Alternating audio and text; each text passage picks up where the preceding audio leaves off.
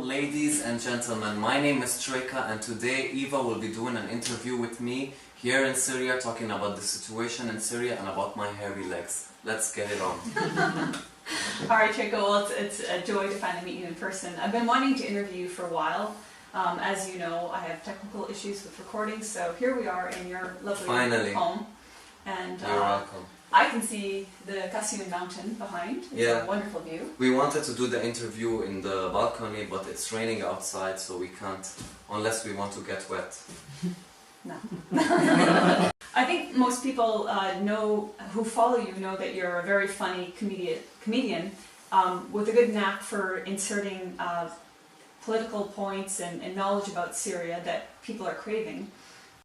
Let me tell you something. For the past 6 years, these hairy baboons have been shelling thousands of missiles on Damascus city while the mainstream media was completely silent about this. And by the way, these missiles are not falling on the Syrian military base or at Syrian army members. No, no, no, no, no, no, no, no. No, no, no, no, no. No, no, no, no, no, no. They are all falling in civilian areas, killing hundreds of innocent women, children and men. And thousands have been severely injured because of these attacks. I think maybe the question a lot of people ask is, how did you get into comedy? So let's start with that. Well, I've always liked to do comedy. Like even in school, I used to be the funny guy in class, or like the class clown, as they say. I always was entertained in making people laugh. So when I came to Syria, I was asking my friend, like, are there people that do stand-up comedy here in Syria? They told me no. So I was like, no one does stand-up comedy like in clubs or bars? They were like, no. So I was like, this is something new. Why don't I be like one of the first people to start doing stand-up comedy? So I started doing stand-up comedy here in Syria in bars and clubs and cafes and restaurants. But I used to do it in Arabic. Then after a while, I started doing like comedy videos in English and like political satire on Facebook and on YouTube. And that's how it all started. So I think that raises a question for people. You are Syrian, but you said you came to Syria. So do you want to explain your background? I was raised in Nigeria. I used to visit Syria every year, like in the summer and stuff when I had like holidays. But I first came to Syria in 2008 and started living in Syria in 2008. That was like before the crisis in like 3 to 4 years. Yeah. So when things started in 2011, did you think about leaving? Not immediately, because we didn't take it really seriously. We didn't know what is going to happen next. It was just like a little bit of like a protest, or we're hearing things on the news, but we didn't know how serious it was. It really was, until, you know, we started seeing the terrorist groups coming, and we started hearing about militants and suicide bombing and missiles, and that's when things really got like dangerous. But at the beginning, no one really took the whole thing seriously. At what time did things get dangerous? Was this the end of 2011, 2012? Yeah, like in 2012, like the mid-2012, that's when like things really started getting serious. At least from the place where I used to live. I used to live in Etsaya. So like in 2012, you know, in Etsaya, what happened was, like, at the beginning, people were protesting peacefully, like they were saying, like, we want to overthrow the government and stuff like that, and nothing ever happened. Like they used to protest like every Friday and sometimes every day, and nothing used to happen. When it was only when they started like shooting on the armies, and they started like burning public things and stuff, that's when it started escalating, you know. At first, when they were protesting peacefully, no one came to them. It was when they started holding weapons and started like damaging and destroying public property, till it started escalating, till I started seeing like... Did you see that yourself in your area? Yes, of when course. was that around, do you remember? In 2012, in summer and above, that's when it started really getting shooting and fighting and blood. That's when it really happened, because I used to live in a place called Shara al-Mahad in Etsaya. It's on the like the west side, the east side of Etsaya, and it's really close to Hame, an area called Hame. Now, this is where the problem used to always happen, because whenever the people in Mahad, Etsaya, used to like fight with the government, and the government starts fighting back, they all run down to Hame, because Hame is a place filled with trees and filled with, you know, it's like a forest. So it was very easy for them to run to this area and hide, and it would be hard for the Syrian army to find them. Then when things get back normal, they would go back, then they would start like shooting and attacking like the police station in Shara, Sara and Etsaya, and like that's how it all happened. Were you following international media like Al Jazeera, BBC, North American media at the time? Yeah, we were watching all the news in general, because we weren't only watching the Syrian news, we were watching all the news, like you said, Al Jazeera, Al Arabiya, and we were watching like Western media from the internet. And that's even how like I really started doing comedy in English about the situation in Syria. It's because I started watching the mainstream media, and I noticed that they are all saying lies about Syria. What they are saying is untrue. Like when I was living in Etsaya, when like fighting used to happen, they used to say like rockets are falling on the people of Etsaya. When I would be living in Etsaya, and rockets wouldn't be falling. Rockets from? The Syrian army, helicopters and stuff. That's what they'll be saying, you know. But I would be living in the same area, and that wouldn't be happening. So it was very clear to me that what they are saying is not credible. So I started looking for other sources, who is telling the truth about Syria, and it was very hard to find sources that are telling the real truth about Syria. And the sources that were saying the truth about Syria either didn't have a lot of following, or either they weren't like supported, you know. This is how, when I saw this, I was like, maybe I'm living in Syria, I'm seeing the situation, and a lot of people in the West don't really know what is really going on in Syria. So maybe I should do videos about talking about the issue and trying to also doing comedy about it in it. Yeah. So when did you start doing that? I started doing that like in 2015, something like that. But I used to do stand-up comedy about issues like that in Arabic before that. But like when I started doing it in English, it was 2015. And so let's go back to the initial protest. You said initially they were protesting peacefully, they were calling for the government to be overthrown. What other things were they calling for, and how did the government respond in, say, 2011? The thing is that the people of Etsaya and most of the people that supported like their movement, they weren't calling for, they didn't want to overthrow the Syrian government because they were for democracy and more freedom. When these people were protesting, they were asking for they wanted to overthrow Syria's government, and they wanted to implement Sharia law instead. They wanted to make Syria an Islamic country. When I used to speak to the people living in Etsaya, I used to ask them, why do you want to overthrow the Syrian government? They used to tell me, because the majority of the Syrians are Sunnis, and an Alawi is ruling the country. So we want to make a Sunni to rule the country, and we want to make it an Islamic country. Yeah, and this is something I am against, because Syria is a very multi-religious and has a very multi-religious and ethnic population. It's not only the Sunnis, it's the Sunnis, they have the Shias, you have the Alawis, you have the Christian Orthodox, Christian Catholics, you have the Druze, you have other ethnicities like the Kurds, the Armenians. It's very diverse. So it is very unfair to implement Sharia law on all these people, because not all these people follow Sharia law, and not all Muslims want to follow Sharia law. You have some Muslims that are moderate. They don't want hijab to be by force. They don't want, for an example, for liquor stores to be all destroyed. They don't want the Christians or the Druze to be treated as second-class citizens. They don't want. They want Syria to stay the way it is, because Syria is a secular country, and the Syrian government gives the Syrian people the freedom to choose the lifestyle they want to live. If somebody wants to be a religious Muslim, he can go to the mosque. If somebody wants to be a religious Christian, he can go to the church. And if somebody wants to be an alcoholic and a party maniac, like I know you are, he can go to the bar or to the nightclub. So it's like free. You have the choice to choose the lifestyle you want, and the government won't interfere in your life choices. So this is a very good system for a diverse country like Syria. But the people that the Syrian government right now are fighting are all Islamic extremist groups. If you can see, their name is ISIS, you know, ISIS, the Islamic State, Jabhat al-Nusra, Ahrar al-Sham, Jaish al-Islam, Al-Qaeda. These are all Islamic extremist groups, and they may have different names. They may be funded by different government, but they all have the same ideology, which is the Wahhabi ideology. And this ideology is a very dangerous ideology. It's not tolerant to the people that are different. It doesn't accept different lifestyles, and it's very strict. And this is not me accusing them. This is me saying this after seeing what they did after they entered areas. Like I have seen when they entered the Christian town of Malula.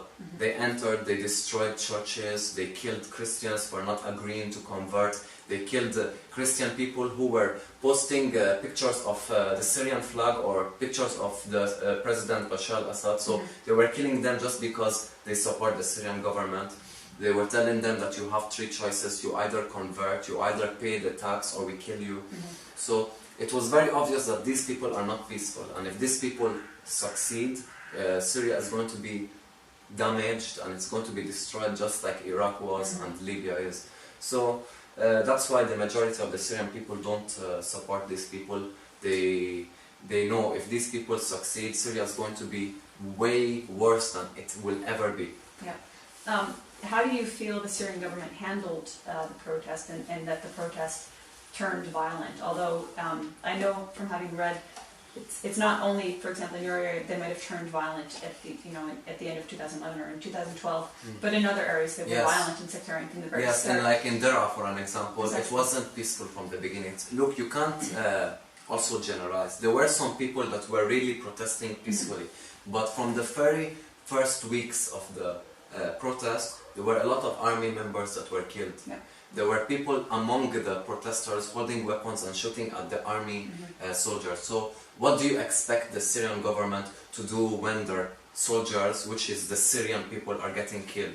This is an act of terrorism. You have to deal with it. But a lot of people think that the situation in Syria escalated after the killing started happening. But the thing the media is not telling the people is that from the very first months of the Syrian crisis, we were discovering tunnels that were leading to other countries, and they weren't like tunnels that are, primitive. They were very sophisticated tunnels that it was very obvious that this tunnel wasn't built in a week or two. This tunnel was built in months because it's very a long distance, and we started seeing that not only in Dara, but we started finding other tunnels in Damascus and in Aleppo.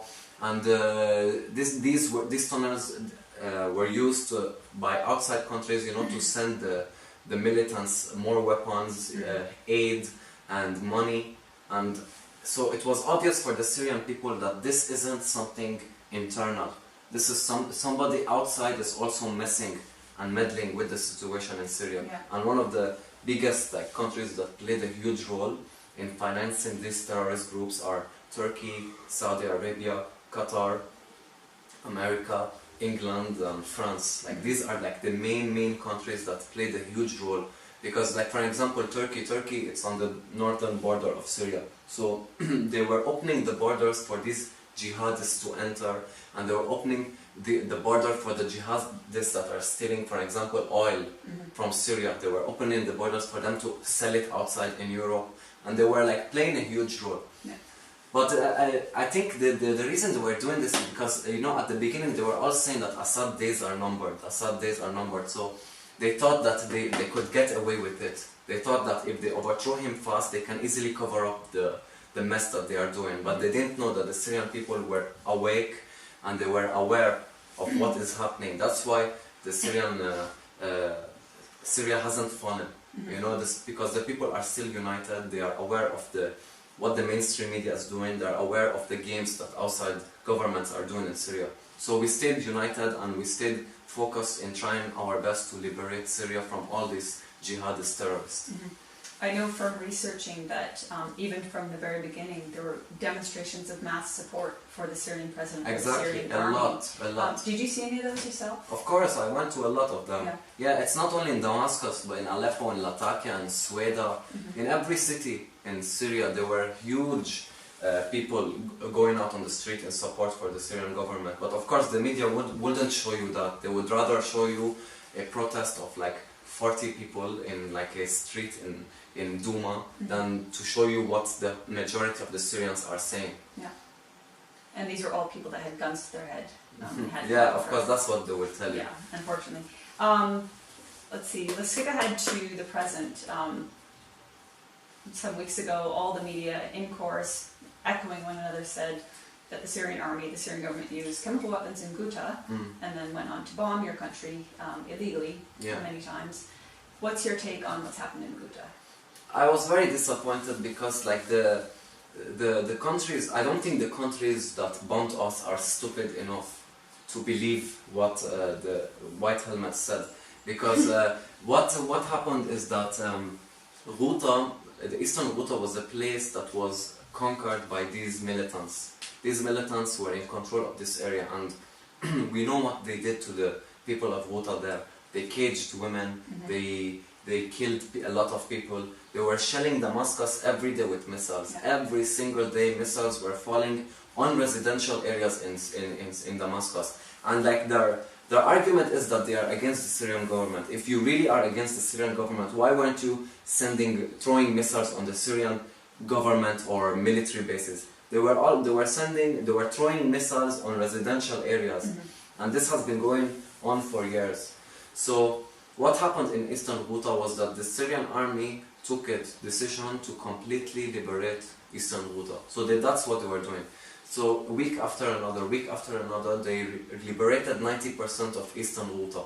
And it was after they liberated 90% of eastern Ghouta that the chemical attack happened. And why did the chemical attack happen? The chemical attack, the alleged chemical attack happened in an area called Douma, which is an area in eastern Ghouta. And this area was still in control of Jabhat al-Nusra.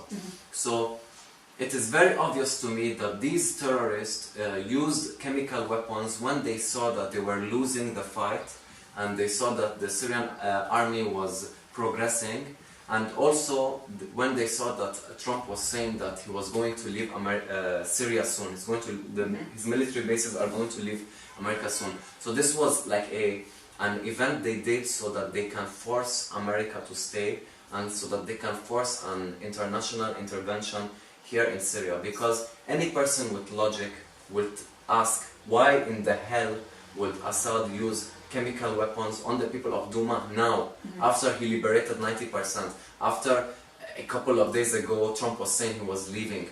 It doesn't bring him any benefit, it's not for his own benefit. And by the way, he liberated 90% of eastern Ghouta without using chemical weapons. Why would he now decide to use chemical weapons when all that is remaining is 10%, which is Douma?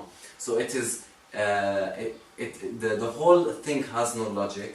And the second thing that made me disappointed in the American administration is that they decided to strike Syria before having any single evidence and without doing an investigation. The day before investigators actually arrived in Syria. Exactly, and I even asked one of my friends up there, I was like, why didn't they wait until they finished doing the investigation and they brought out the result for them to then take a decision? But it's very obvious because they knew if they were going to wait, the result is going to be that no chemical weapons were used by the Syrian government, and then they would look stupid. So they immediately decided to strike before the whole evidence was out. And they didn't even ask their people, you know, like they didn't ask their people, what do you think? Do you support this? They didn't ask for their opinions, they just did that.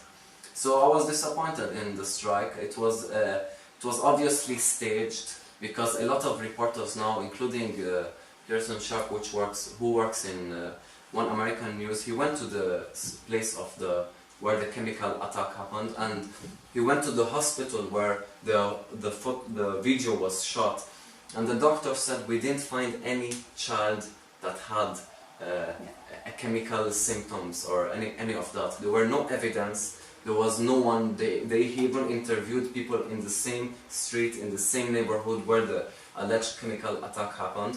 But what they said is that they suddenly heard the noise, then the doctors of the White Helmet started calling people, chemical attack, chemical attack. So they started bringing in people and throwing water on them, and they took the video, then just uploaded it on the internet. And the dumb presidents in the West believed a video on the internet without having doing any investigation. Right. So that shows how unprofessional they are. Well, a year ago in Khan Sheikhoun, when the similar alleged attack occurred, I Same recall them saying our evidence is social media. Yeah. That's their evidence. And there was a time about this chemical attack when they were asking them about where is your evidence. They were like, we are sure that Assad did it. Okay, tell us the evidence. No, we are sure, but like we can't tell you how we knew. It's classified. Yeah. And unfortunately, like when I see most of the American people, they are against the war in Syria. They are for withdrawing all the military bases, because at the end of the day, the American soldiers are their own people. Even the American soldiers don't want to stay in Syria. They want to go back to their country. They want to stay among their family. But this is what they want. They don't want to see stability in the Middle East. As long as there is no stability, because you know war is very beneficial. It makes them a lot of money. So they wouldn't. It's not for their benefit to stop. It's only the people that are paying tax money, but the government, they don't care. So you're from Damascus, or you live in Damascus, right? I live in Damascus, yeah. Do you know Berzeh? Yeah, of course. Alright, so one of the US strikes was, or one of the US targets was a facility in Berzeh. Yeah, the scientific research place. Can you talk about that area? Is it like no people are living there? Like, so if there had No, been it's a chemical weapons... residential place. People live there, Right. of course. Yeah, Berzeh, it's just like, by the way, like 7 minutes from here. Yeah, because basically when it happened, I looked at Google Maps and thought, oh my god, people are within 100 meters of where they struck. So Yeah. what if there had been chemical weapons in that site? Just assuming... Assuming everyone would have died. That's Not right. everyone, but like a huge majority of the people living in that area would get affected. But is it a coincidence that all the places that they struck, that they said these are the places where chemical weapons are used? Why is it that no chemical reaction happened? We didn't hear about, because if the chemical weapons are stored there and the American struck it, it's going to spread. But none of this happened and no one died. So Exactly. it's obvious that there was no chemical weapons. And by the way, the Syrian government removed all our chemical weapons from Syria in 2012 or 13. It was after the alleged attacks in Ghouta in 2013. Yeah, and it was officially stated that Syria is now completely free from chemical weapons. So why are they still using this against us? I don't understand. Exactly. And in Eastern Ghouta, like I told you, when they liberated 90% of Eastern Ghouta, they found a chemical lab in one of the areas where Jabhat al-Nusra was living. They found a building with chemical substances and like chlorine and all this stuff.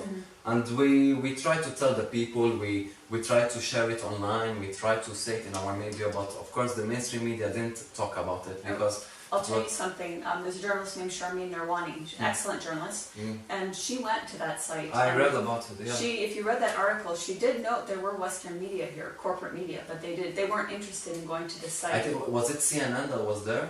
Oh, I don't know. I don't think she named them, but she said there were a number of Western journalists, but they showed no interest. They didn't go to the site, although I know how it works here. The Ministry of Information would have said, here you go, if you want to go see the site, you're welcome, people are going at this time. But she was the only one to go. Because it's against their agenda. They want their agendas to continuously demonize the Syrian government. So saying this is not good for the Syrian government. So they kept it a secret. But the thing is that the Syrian people, they all know this stuff. But it's the people living abroad that don't know this stuff. And I don't blame them. It's not like I have any bad feelings toward the people that don't know what is really going on here in Syria. But it's because, you know, they put on the mainstream media and every single channel is saying the same exact thing. So they would be like, if everyone is saying it, then it must be true. But if they learn from the past, they would be sure that they are liars. The biggest example is Iraq, when they said that Iraq has chemical weapons of mass destruction. And they went out and they showed us the evidence, and then after small, they attacked Iraq, they killed their president, they destroyed the country, they destroyed the economy. They killed millions of Iraqis and huge refugee crisis. And they stole their gold and the oil. And after everything was done, and people started asking, okay, you said that you are attacking Iraq because of the weapons. Where are the weapons of mass destruction? they then said, oh, we made a mistake, you know. The people that did that, and it's funny, none of them went to jail for this, you know, human tragedy that they caused. So this is the same thing they want to do in Syria. They want to do it, it's after they destroy Syria completely, they would go back to their public and they'll be like, you know what, we're sorry, we made a mistake. Here's the new news with Stormy Daniels' new accusation. So they would just immediately like distract the people with stupid news. Exactly. You know, there's another issue that I think probably many Syrians know the true story about, but many in the West still don't know the true story about, and that's the white helmets. Yeah. What's your take on the white helmets, and when did you start, when did you become aware of them? And yeah, just talk about what you know about them. The white helmets are humanitarians in front of the camera and jihadists behind the camera. You know, they claim to be impartial, but it's obvious. Even the founder of the white helmets is a UK citizen, and they always. It's funny how they are always in jihadist controlled areas. They are always here, and the white helmets were exposed after they were shown. A couple of videos were leaked of them staging events. They would be like, okay, everybody freeze. Now at the count of 3, everyone just act like you're crying and a huge rocket just fell. And they stage events, they stage videos, and they use it for propaganda to force an international intervention in Syria. This is very, very clear to the Syrian people, because we have seen them standing and celebrating with Jabhat al-Nusra over the bodies of dead Syrian soldiers. Yeah. So if you guys are humanitarians, why are you celebrating on the death of Syrian soldiers? If you guys are humanitarians, you guys should be sad on all people that die, whether they are jihadists or the Syrian army or civilians. But it's very obvious that they work hand in hand with these terrorist groups. It's very obvious to the Syrian people. And on the note of terrorist groups, many people in the West object to my use of the word terrorist, because they say you can't just call every rebel, they don't use quotation marks, a terrorist. They say, you know, they're Al-Qaeda are terrorists, but FSA are not terrorists. What do you think? Listen, anyone, did you say the FSA? Yeah, look, anyone that holds weapons and kills and destroys public property is by definition a terrorist. The Free Syrian Army are terrorist groups. They are not freedom or moderate fighters, because they are holding weapons. They are called the Free Syrian Army. They're not called the Free Syrian Party. In America, do you hear the Republican Army and the Democratic Army? No, it's the Republican Party, Democratic Party. These people didn't create like a political party or a political opposition, and it's not like they came to the Syrian people and they were like, we have new policies, we want to overthrow Assad because we don't like this and that in the constitution, we want to change this, we want to improve this. This is not what they were doing. What they were doing is that they were getting weapons from outside countries like Turkey, Saudi Arabia and Qatar, and they were getting money, and they were getting, of course, by the help with the mainstream media also, and they were killing Syrian people. They were killing Syrian army, and the Syrian army are also Syrian people. The mainstream media always tries to differentiate between the Syrian people and the Syrian army. The Syrian army are the Syrian people. In the Syrian army you have Syrian citizens from every city, every religion and every ethnic background in this country. It's not like they are Bashar al-Assad's homies or friends. They are people that come from all the cities, and they're all united, and they all want to defeat terrorism. But they lie. They say that look, if the Syrian government or Bashar al-Assad, if he didn't have the public support of the people, he wouldn't have been able to withstand more than 7 and 8 years. He wouldn't. Nobody without public support can stay in power. Yeah, but the Free Syrian Army are terrorist groups because they are militants, they were killing, they were destroying, and they were also Islamic extremist groups. The Syrian Army weren't people that were moderates. They weren't like open-minded people, and they were like, you know what, we should have a naked day. Every Wednesday, everybody should walk out naked. No, they were also calling for an Islamic state. They were also calling for Sharia law. They were also attacking and killing minority groups. The Free Syrian Army that is in Dera, which is close to Sweda, which Sweda is a city that is filled with Druze. A lot of Druze were killed. A lot of Druze were kidnapped by the Free Syrian Army because they weren't Muslims and because they supported the Syrian government, and they were being killed by the Free Syrian Army in Dera. So, like, saying that these people are, you know, moderate people, it's a complete lie. Nobody that holds a weapon is anything but a terrorist.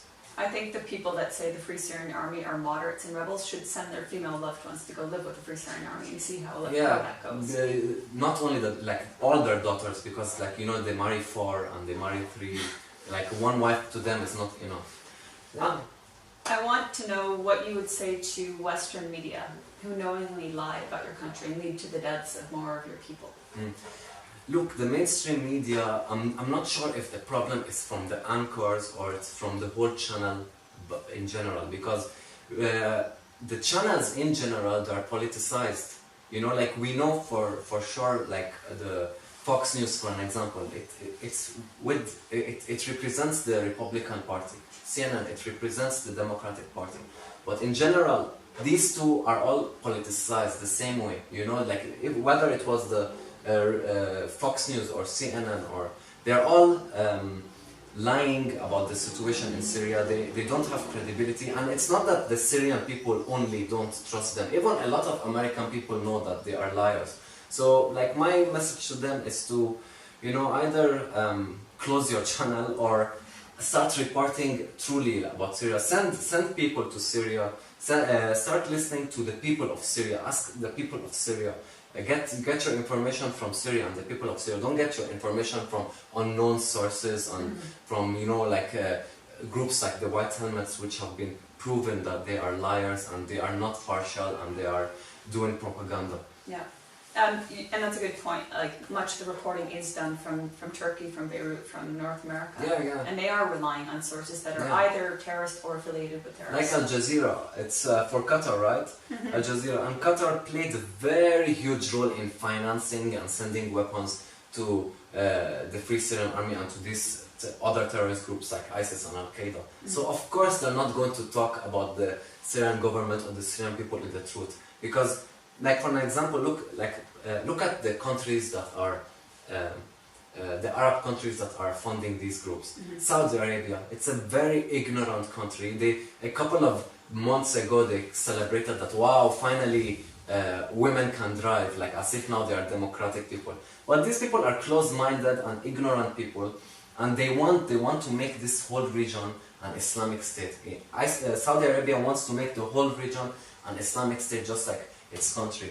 And this is something most of the Syrians are against. We want Syria to stay the way it is. Like you have been in Syria now for a couple of days. Yesterday we were in Babshari and we went for a walk. You saw the people in the cafes, you saw people in the bar, you saw people in the club, you saw women walking with hijab, you saw women walking with short dresses and short skirts. People are coexisting peacefully here. So this is the best system for Syria.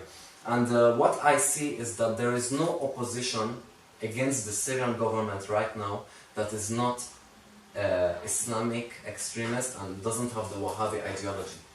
So, of course, nobody in Syria would support these people, except if somebody has the same ideology as them. Yeah. When I first came to Syria in 2014, and the secular nature was one of the first things that struck me. Another thing that struck me, on a side note, were your highways. Like, they're incredibly maintained. Yeah. The U.S. is spending American tax dollars on bombing your country, and if you visit the States, you'll notice a lot of their highways are just completely potholed. They're wrecks. They're in certain cities, their water isn't drinkable. Like Flint or Detroit. Exactly. So, I mean, the U.S. administration certainly has mixed priorities. Exactly, because, like, for an example, this last attack, it cost them like almost $100 million. Like, if this money, you just like used it to rebuild the urban areas in America, or like we said, Detroit, or to help fix the water in Flint, Michigan and stuff, or just do it for the American people, like wouldn't it be better than using it to bomb other countries? And by the way, what did this strike achieve? Tell me, it didn't achieve anything. Like you guys didn't for an example, weaken the Syrian government. You guys didn't prove that the chemical weapons was used by the Syrian government. You guys didn't do anything. You just wasted money from your American tax dollars, and you made the Syrian people live a whole day in fear. Yeah. Can you talk about why those Syrians who support President Assad, why they support him? Because I know many people in the West are genuinely confused because they've been fed this steady stream for years of misinformation of the president of Syria as this caricaturized villain. You know, every insult, every derogatory remark that could be made about him has been made by corporate media and Western leaders. Why do Syrians here support President Assad? The Syrian people support Assad is because they have seen what he stands for. They have seen what he has done for the country, how he has improved the country. And most importantly, they see who is fighting him. They see who his opposition is. His opposition is ISIS, Al-Qaeda, Jabhat al-Nusra, Jaysh al-Islam, Faylaq al-Rahman. Like, from their names, it's very obvious that these people are extremists and they're militants. And of course, nobody in Syria would support these people. Now, let me tell you something very honestly. Now, is the Syrian government perfect?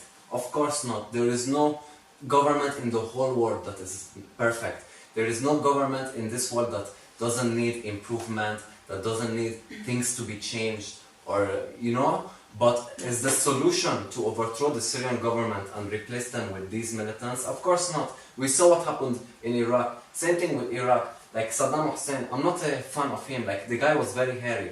But when he got overthrown, Iraq got completely destroyed. Until today, Iraq didn't recover. Yeah. Same with Gaddafi. Okay, he was sexy. But look at what is happening in Libya now. They're selling slaves and women are used as sex slaves. So is this the solution? So it is very obvious for the West to know that the policy of regime change in the Middle East doesn't work.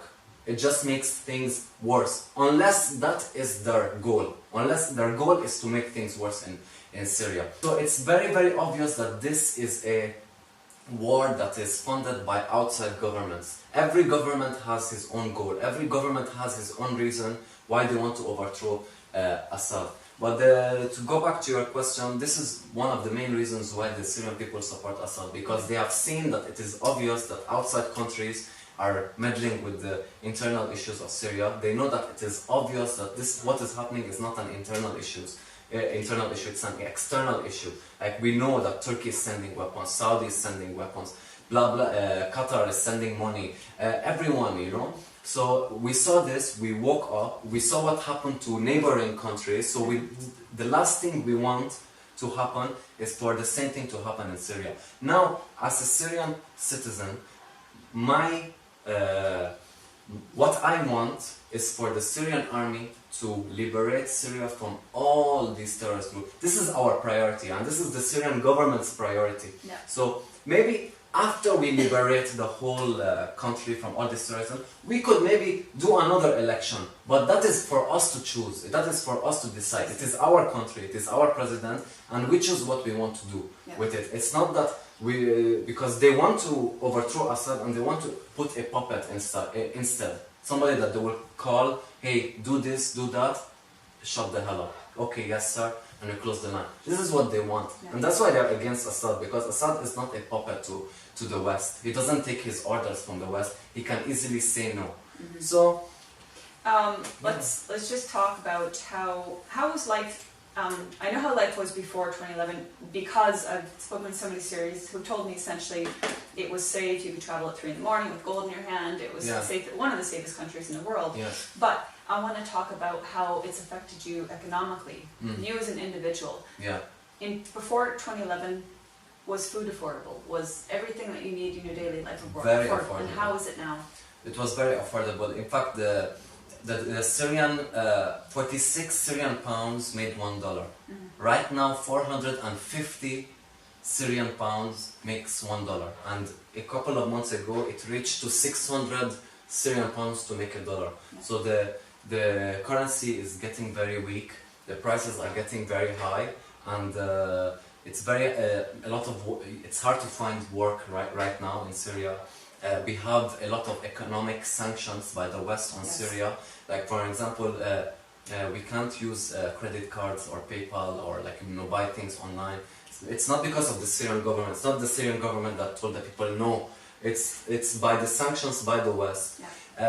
Things got harder. It's very hard to find a job. You can still find a job in Syria. It's not that you can't find. You can, but like it's harder to find. It's harder to find a job with a good salary for you to plan for your future. You can find a job that can sustain you the whole month, but you can't find a work that gives you a salary that you can save up to do a business, for an example. You can't do that. It's very hard to completely survive in Syria. It's like you're living every month paycheck to paycheck. So this really is bad, you know. I'm glad you mentioned the sanctions, because I did want to ask you about that as well. The West says the sanctions is against the Syrian government, certain individuals in the government. How is the sanction against the Syrian government when it is affecting the Syrian people? Do you think Assad wants to buy something from eBay through his credit card? Of course not. It's the Syrian people that are going to be affected, you know? It's the same thing with them striking us and sending and funding terrorist groups. Do you think the people in the government that are living in the presidential palace or any government official, do you think he really got affected?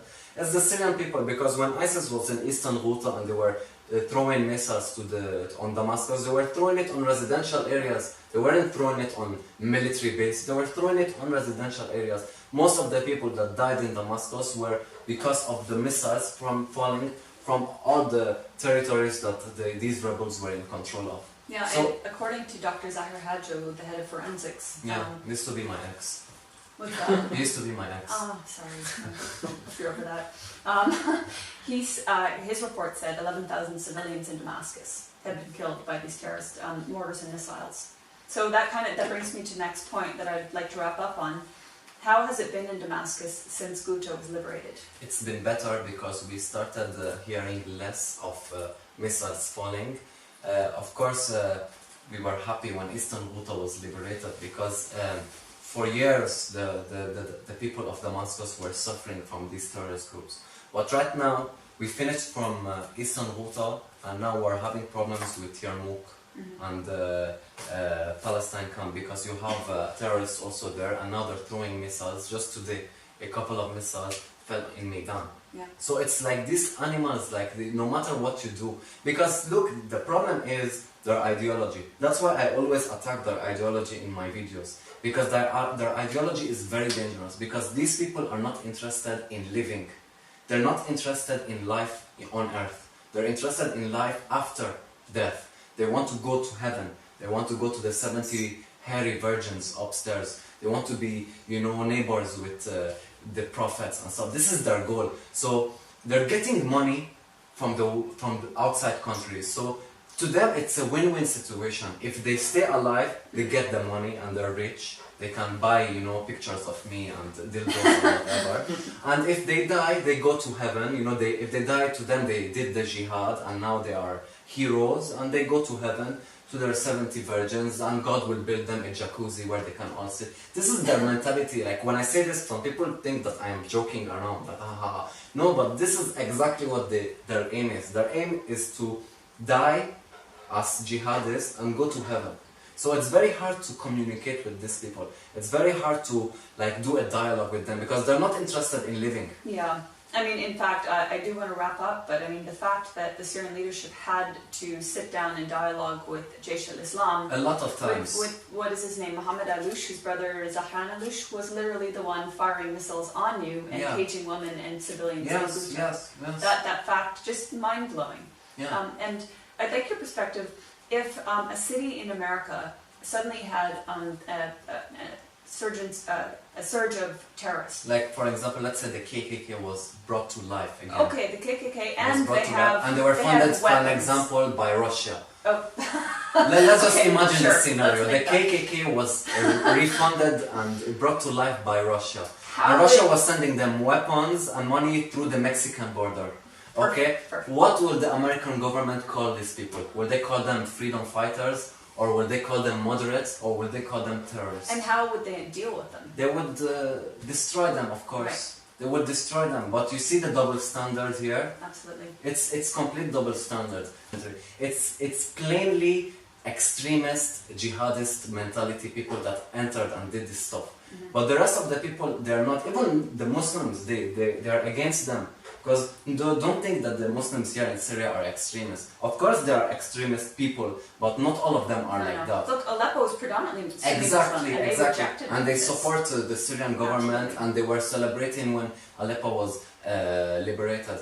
So it's very obvious that these people, exactly, look at the KKK, they're Christians, but do they represent Christianity? Of course not. They represent the extremist people. They don't represent Christianity. The same with ISIS. These people are extremist people. They want to kill. They want to implement their ideology by force on the whole country. And Syria, like I told you, is a very diverse country. It's very hard and selfish and unfair to implement this ideology on everybody else. Yeah. You know? All right, Trick, I want to wrap up. Where can people follow you, follow your videos, your postings? You can follow me on Facebook, on my page, Treka, Treka, and you can follow me on YouTube, Treka ZN, and on Twitter, and whatever. Great, and I will post links to those things. And all right, Treka, I'm going to let you wrap up, so go ahead. Okay, thank you all for watching. My name is Treka and this is Eva, and please make sure to follow us on social media and get ready for our latest video that we will be uploading of both of us belly dancing. See you all. Thank you so much.